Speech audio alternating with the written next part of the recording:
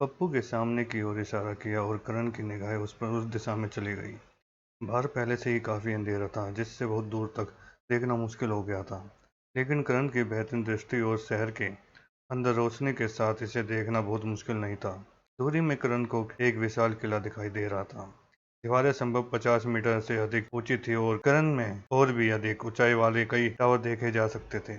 रात के अंधेरे में मीनारें लगभग अदृश्य थी और करण ने अनुमान लगाया कि वे शायद गहरे भूरे या काले रंग की थी। हर टावर के ऊपर विशाल रोशनी जल रही थी, जिससे पूरा शहर रोशन हो रहा था। यह बिल्कुल विशाल था। करण ने अनुमान लगाया कि शहर कई किलोमीटर चौड़ा था। हालांकि वह सबसे आश्चर्यजनक और चौंकाने वाला हिस्सा नहीं था। सबसे आश्चर्यजनक हिस्सा वॉरियर पैराडाइज का स्थान था। इससे पहले करण और पप्पू पहले ही एक सड़क पर चल रहे थे, जो हवा में उठी हुई लग रही थी। सड़क एक रोलर कोस्टर के ट्रैक की तरह, जो धीरे धीरे आगे और ऊपर की ओर बढ़ती जा रही थी। इसके बगल में सामान्य ऊंचाई की कोई भी चीज नहीं थी। यदि करण किनारे पर चलता तो वह जंगल और बंजर भूमि के बीच सीमा देख पाता, जबकि सड़क ऊपर की ओर बढ़ती रही, बंजर भूमि नीचे की ओर बढ़ती रही, जिससे इसके और सड़क के बीच ऊंचाई का अंतर बढ़ता गया। तो एक सुनसान सड़क धीरे धीरे आकाश की ओर बढ़ती हुई योद्धा का स्वर्ग कहा था। योद्धा का स्वर्ग एक अकेली विशाल चट्टान पर खड़ा हुआ था। ऐसा लगता है कि दीवारें विशाल चट्टान का हिस्सा है। करण ने चारों ओर देखा, लेकिन उसे आसमान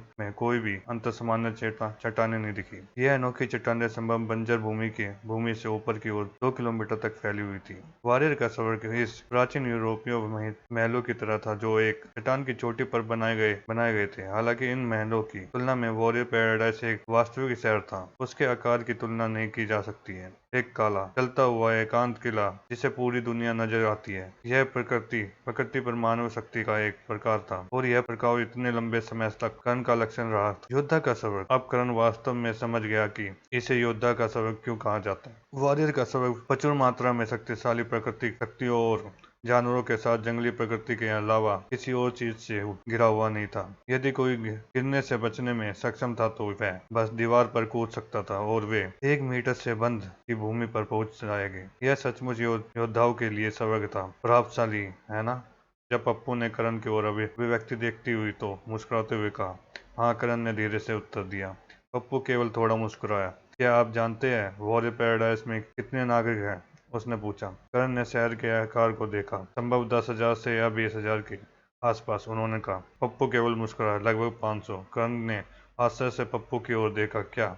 उसने पूछा। पप्पू ने समझाया, वॉरियर के स्वर्ग में जंगल सीमित है। वॉरियर अकेडमी शहर के लगभग 30% हिस्से पर कब्जा कर लेती है। नागरिक अन्य 10% हिस्से पर कब्जा कर लेती है। शहर का लगभग 40% हिस्सा व्यापारी और विभिन्न शिल्पों से जुड़े विभिन्न व्यापारों द्वारा लिया जाता है। शेष 20% सैनिकों के लिए है। हमारे यहाँ लगभग 500 सामान्य नागरिक रहते हैं, लेकिन दिन के दौरान लगभग 20,000 लोग वॉरियर पैराडाइस के अंदर होते हैं। सुबह सुबह किसान भोजन देने आते हैं। साथ ही 2,000 से अधिक शिकारी गतिविधियों के लिए पंजीकरण कराने के लिए शहर में पहुंचते हैं। कई सैनिक फार्म लाइन में अपने परिवार के साथ रहते हैं और वे भी सुबह जल्दी यहाँ पहुंचते हैं।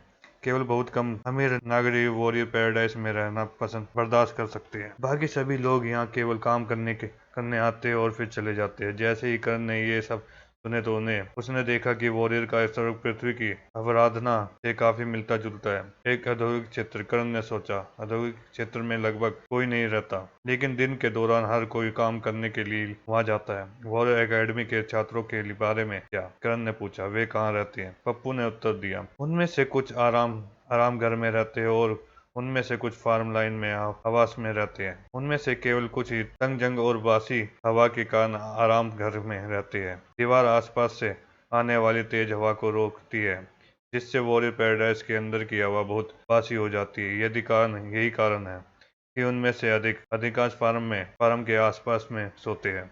कर्ण ने सिर हिलाया। ऐसा लगता है कि दिन के दौरान सड़कें बहुत व्यस्त रहती है। उन्होंने खाली सड़क को देखते हुए कहा, हाँ, यही कारण है कि सड़क इतनी चौड़ी है। सड़क को इस हद तक चौड़ा करने में बहुत पैसा लगा, लेकिन अब हमारे पास ट्रैफिक जाम नहीं है। जादूगरों और योद्धाओं वाली दुनिया में ट्रैफिक जाम? करण ने सोचा। मुझे लगता है कि कुछ चीजें कभी नहीं बदलती। पप्पू ने मुस्कुराते हुए कहा, चलो चलते हैं। मैं कल से पहले घर पहुंचना चाहता हूँ। क्षमा करे। कर्ण ने पप्पू के साथ आगे बढ़ना रखने से पहले कहा, क्या योद्धा के स्वर्ग में जादूगर है? कर्ण ने पप्पू के पास दौड़ते हुए पूछा। बेशक, पप्पू ने कराटे के साथ कहा। आपको क्या लगता है कि शहर को गिरने से कौन बचाता है? हमारे पास शहर में लगभग 50 वास्तविक पृथ्वी जादूगर है, तो जो लगातार हर जगह पर नजर रखते हैं। तो वे शहरी योजनाओं या सिविल इंजीनियरों की तरह है, करण ने अपने मन में कहा। हमारे पास आसपास के क्षेत्रों में सबसे बड़ा मन मूर्ति भी है। आप इसे अभी नहीं देख सकते हैं क्योंकि यह रोशनी में नहीं है, लेकिन दिन दिन में आप इसे देख सकते हैं। यह शहर के मध्य में है और यह सबसे ऊंची संरचना है। यह सब मन मूर्ति सभी पवन मन को पकड़ता है और उसे इस जंगल में मैजिक क्रिस्टल में संग्रहित करता है। मन मूर्ति भी सबसे बड़ा कारण है कि वॉरियर के सड़क के अंदर की हवा इतनी बासी है। इस जंगल जादूगर मन मूर्ति में है, इसे चालू रखते हैं और वे जंगल मन के लिए नए अनुप्रयोगों पर शोध करते हैं। फार्म लाइन में लगभग 10 जल जादूगर है। हवा और शुष्कता के कारण फार्म लाइन में अधिक प्राकृतिक वर्षा नहीं होती है। हमारे पास शहर में कभी कभार ही अंग्रेज मन होता है। उनमें से कोई भी वास्तव में यहाँ नहीं रहता है, लेकिन आप उन्हें समय समय पर देख सकते हैं। बर्फ के जादूगर शुरुआत में बहुत दुर्लभ होते हैं और सभी बर्फ के जादूगर वॉरियर के सबक की तुलना में बर्फीले तूफान के किनारे में अधिक रुचि रखते हैं। मैंने लंबे समय तक इसे नहीं देखा है। बिजली जादूगर उतने ही दुर्लभ है, लेकिन मुझे लगता है कि शहर में उनमें से 2 या 3 हैं। वे ज्यादातर शहर में बिजली से संबंधित कुछ तत्व विशेषित समस्याओं को संभालते हैं। हमारे पास लगभग 5 मेंटल जादूगर हैं। वे हमें सैनिकों के लिए सभी महंगे उपकरण बनाने के लिए जिम्मेदार है। मैं उसके साथ बातचीत नहीं कर पाता हूँ क्योंकि मैं अभी भी बहुत कमजोर हूँ, लेकिन कमांडर स्टेट के सभी योद्धा उनसे मिल चुके हैं और यह जादूगरों के बारे में है। जैसा कि आपने सुना है जादूगरों की भी 7 किस्तों में है से हमारे पास बहुत सारे पृथ्वी, पवन और धातु के जादूगर हैं। मुझे लगता है कि हमारे पास शहर और आसपास में लगभग 100 जादूगर हैं। यह केवल एक शहर के लिए बहुत सारे शक्तिशाली जादूगर हैं। आखिरकार मैंने आपको जितने भी जादूगरों के बारे में बताया वे असली जादूगर हैं, यानी कि कमांडर स्टेट वॉरियर के बराबर। वहाँ और भी प्रशिक्षित और निपुण लोग घूम रहे हैं, लेकिन मैंने अभी उनकी गिनती नहीं की है। कर्ण ने सिर हिलाया। ठीक है, यह पहली बार था कि जब कर्ण ने वास्तव में जादूगर की सभी विभिन्नता विशेषताओं के बारे में सुना। अग्नि, पृथ्वी, पवन, जल, बर्फ, बिजली, धातु, ये 7 गुण थे। इस समय कर्ण ने अपनी बाईं की ओर देखा।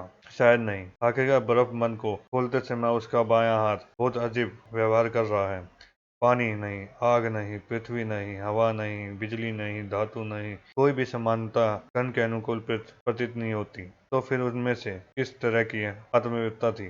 पप्पू ने देखा कि करण चुप हो गया है, लेकिन उसे कोई फर्क नहीं पड़ता। वह केवल घर जाकर सोना चाहता है।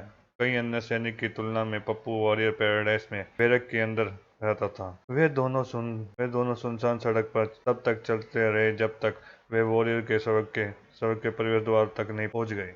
वे दोनों एक विशाल दरवाजे के आगे रुक गए और पप्पू ने चिल्लाया, जॉन, दरवाजा खोलो।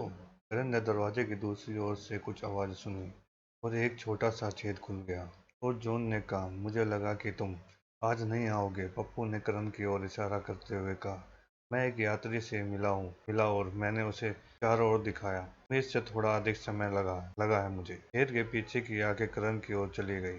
करण ने गेट के पीछे से कराहने की आवाज सुनी। विशाल दरवाजे में बना एक छोटा सा दरवाजा खुला और कवच पहने एक गार्ड बाहर आया। इसके अलावा इस गार्ड ने करण को एक खतरे का एहसास कराया। यह गार्ड करण से अधिक शक्तिशाली था। करण ने अनुमान लगाया कि गार्ड दूसरे क्षेत्र के सामान्य चरण में था। वह फार्म लाइन के कुत्तों के जितना ही शक्तिशाली था। अच्छा, बाहर निकलते ही जॉन बड़बड़ाया, अपना कोट उतारो और अपने हथियार और उपकरण और कीमती सामान दिखाओ।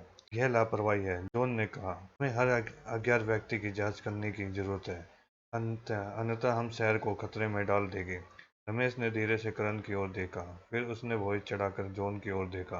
वे कुछ देर तक एक दूसरे को देखते रहे। जॉन ने अपनी आंखें फेरते हुए बड़बड़ाया, ठीक है, तुम अपना सामान एक तरफ रख दो। करण ने धीरे से अपना लबादा उतार दिया और गेट के पास एक तैयार काउंटर पर रख दिया। फिर उसने अपनी तलवार निकाल ली और लबादे के ऊपर रख दी। फिर भी इससे पहले कि करण अपना हाथ हटाया वह रुक गया। उसने अपने पिता काली तलवार को देखा। क्या तलवार में दरार नहीं होनी चाहिए? करण ने खुद से पूछा। मुझे यकीन है कि हिरण के खिलाफ लड़ाई में नुकसान हो गया था। करण को यकीन था कि किसी तलवार नुकसान हो गई है। फिर भी वह इस समय अपनी तलवार पर कोई क्षति नहीं देख सका। यह नया जैसा था। अरे जल्दी करो, जॉन ने चिल्लाया। करण अपने विचारों से बाहर निकल गया और उसने अपना बैग भी काउंटर पर रख दिया और अंत में उसने सोने की थैली पर रख दी। जब रमेश और जॉन दोनों ने सोनों के सिक्के की ध्वनि सुनी तो वे आश्चर्य से देखने लगे। रमेश की भुइयां आश्चर्य से ऊपर उठ गई। क्या वह सारा सोना था? जब जॉन ने सोने की बोरी देखी तो उसकी भौहें तन गई। फिर उसने करण की ओर देखा। आपको स्वीकार का प्रमाण पत्र मिला? करण ने सोने की बोरी के अंदर से कागज का टुकड़ा निकाला और उसे सौंप दिया। जॉन ने कागज के टुकड़े को देखा। एक सेकंड रुको। फिर वह फिर से दाखिल हो गया और दरवाजा बंद कर लिया। चिंता मत करो, रमेश ने बगल से कहा। ऐसी रकम के लिए हमें स्वामित्व के प्रमाण या खंडा को स्थापित करने के लिए एक विशेषज्ञ की आवश्यकता होती है। जब ऐसी रकम की बात आती है तो स्वामित्व के प्रमाण के लिए एक जटिल जादुई रणनीति की आवश्यकता होती है। इससे यह बहुत कठिन हो जाता है कि इसे नकली बनाना।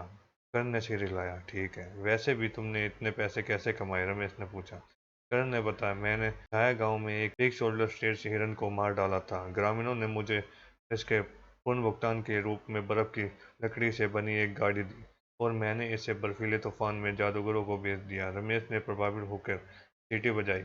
लगता है आप बिल्कुल सही समय पर आए हैं। करण ने सिर हिलाया। ठीक है, इससे कोई खास फर्क नहीं पड़ता। अगले सीजन में गांव में और भी खराब फसल होती है, रमेश ने कहा। इससे भारी गाड़ी को इतनी लंबी दूरी तक खींचना शायद काफी कष्ट होगा। जब उसकी यात्रा उसकी यादों के माध्यम से गुजरी तो कर्ण ने सिर हिलाया। डाकुओं पर उसका पहाड़ और भागना, उसका सामना उस शक्ति पकड़ी से हुआ। भिखारी डाकू, यह निश्चित रूप से आसान नहीं था। लगभग 1 मिनट के बाद दरवाजा फिर से खुला और जॉन बाहर चला आया। जॉन ने कागज का टुकड़ा सौंप दिया। जांच करता है, उन्होंने टिप्पणी की। जॉन ने सोने की बोरी करण को वापस दे दी और कोर्ट की तरफ मुंह बनाकर देखा। करण को पता था कि जॉन क्यों मुंह बना रहा है। सबसे पहले किसी को भी पेस्ट के पसंद नहीं थी और दूसरी बात वह कोट बहुत लंबे समय से धोया नहीं था। फिर जॉन ने बैग खोला और उसकी मुस्कुराहट तेज हो गई। करण को थोड़ा बुरा लगा क्योंकि उसे अपने असली कपड़े धोने का अवसर नहीं मिला था। उसके अलावा वह ज्यादातर उसका उपयोग बिस्तर के रूप में कर रहा था। जॉन ने घृणित चेहरे के साथ बैग को खंगाला और काम पूरा होने के बाद उसे एक तरफ रख दिया। अंत में जॉन ने तलवार की ओर देखा। उसने उसे पकड़ लिया और अपनी एक पोर से उस पर हल्का सा प्रहार किया। तलवार कुछ देर तक हिलती रही और जॉन के चेहरे पर एक भयभीत भाव प्रकट हुआ। फिर उसने दूसरी बार तलवार पर प्रहार किया, फिर तीसरी बार किया। अंत में उसने असमझ में अपने सिर के पीछे हिस्से को खुजलाया और तलवार को एक तरफ रख दिया। तलवार किस चीज से बनी है? उसने पूछा। मुझे नहीं पता, कर्ण ने कहा। तुम्हें नहीं पता? जॉन ने भौहें चढ़ाकर पूछा। मुझे नहीं पता, कर्ण ने दोहराया। जॉन थोड़ा घबरा गया लेकिन एक हाथ छोड़ने के बाद उसने सब कुछ वापस कर्ण की ओर दे दिया। आप प्रवेश कर सकते हैं, उन्होंने कहा। जॉन ने दरवाजा खोला और वे अंदर चले गए। रमेश ने उसका पीछा किया और कर्ण वहां से गुजरने वाला आखिरी व्यक्ति था। टकराव। कर्ण के पीछे दरवाजा बंद हो गया था और जॉन अलविदा कहे बिना दूसरे दरवाजे से प्रवेश कर गया। हमने उसे जगाया है, रमेश ने बगल से मुस्कुराते हुए कहा। क्या उसे काम नहीं करना चाहिए था? करण ने पूछा। उसे क्या करना चाहिए? रमेश ने कंधे उचकाते हुए पूछा। वह औरों की जांच करने के लिए जिम्मेदार है और देर रात तक बहुत अधिक व्यक्ति नहीं आते हैं। और पैराडाइज में नागरिकों की तुलना में हमारे पास कहीं अधिक गार्ड है, इसलिए हर किसी को केवल थोड़ा सा ही काम करना पड़ता है। वैसे भी, रमेश ने जमाई लेते हुए थोड़ा आगे बढ़ते हुए कहा, मुझे बैरक में जाकर सोना चाहिए। आप वॉरियर एकेडमी को वॉरियर पैराडाइज के पश्चिम में पा सकते हैं। यह एक विशाल फैंसी पहाड़ से घिरा हुआ है। आप इसे मिस नहीं कर सकते। करण ने सिर हिलाया। बहुत बहुत धन्यवाद, आपने मुझे बहुत सारी चीजों समझाई है और आपने सब कुछ आसान बना दिया है। रमेश ने केवल उपेक्षापूर्वक अपना हाथ हिलाया। मैं एक सामाजिक व्यक्ति हूँ और मुझे आसपास के लोगों को दिखाना अच्छा लगता है। साथ ही सिटी गार्ड के सदस्य के रूप में लोगों की मदद करना भी मेरा काम है। शुभ यात्री, करण ने भी कहा। अब करण फिर से अकेला था। करण ने अपने आसपास के शहर को देखते हुए गहरी सांस ली। इमारतें ऊंची थी और उनके बीच बहुत कम जगह थी। सड़कें संकरी थी और कहीं छोटी छोटी गलियां शहर के विभिन्न हिस्सों तक जाती थी। जब करण ने इस गलियों को देखा तो उसे पृथ्वी पर अपने घर की याद आ गई। ये गलियां विशेष रूप से उस उसे पृथ्वी के उसके अंतिम क्षणों की याद दिलाती थी। करण को शहर में आ रही आवाजों से आश्चर्यचकित कर दिया। वहाँ कोई नहीं था। गिरद, कीड़े, जानवर या किसी भी जीवित चीज को नहीं सुन सकता था। वह कभी कभार ही कुछ गार्ड को घूमते हुए सुन पाता था। सड़क सुनसान थी। सौभाग्य से टावर से शीर्ष पर लगे बर्फीले तूफान से शहर को पर्याप्त रोशनी दी जाती ताकि कर्ण देख सके कि वह कहाँ जा रहा है। कर्ण ने अपनी दाहिनी ओर एक गली की ओर देखा है। इस समय कर्ण का मुख्य दक्षिण की ओर था और रमेश ने उसे बताया कि एकेडमी पश्चिम की ओर है। क्या मुझे गलियों से गुजरना चाहिए? कर्ण ने अपनी ठुड्डी खुजलाते हुए सोचा। अंत में कर्ण ने दक्षिण की ओर आगे बढ़ने का फैसला किया। वह अपने पिछले जीवन में पर्याप्त शहरों में रह चुका था, यह जानने के लिए कि शहर कैसे बनाए जाते हैं। यदि वह यह शहर पृथ्वी के शहरों की तरह पालन करता है तो उसे इसे जानता था। कर्ण ने शहर के मध्य में एक बड़े चौराहे पर पूछा। सभी प्रमुख दिशाओं की ओर जाने वाली बड़ी बड़ी सड़कें। कर्ण चौराहे की ओर देखा और उसने एहसास हुआ कि यह शायद दिन के दौरान एक बहुत बड़ा बाजार है। फिलहाल यहाँ कोई नजर नहीं आ रहा है, लेकिन कर्ण को कई छोटे छोटे स्टॉल और बड़ी बड़ी खिड़कियां वाली दुकान दिखाई दी। कर्ण ने पश्चिम की ओर बढ़ती सड़क का अनुसरण किया। रमेश ने कहा कि वॉरियर एकेडमी ने वॉरियर पैराडाइज का एक बड़ा हिस्सा अपने कब्जे में ले लिया है। इसलिए इसे ढूंढना मुश्किल नहीं होना चाहिए। थोड़ा चलने के बाद कर्ण को चमकदार चांदी धातु से बनी एक विशाल पहाड़ दिखाई दी।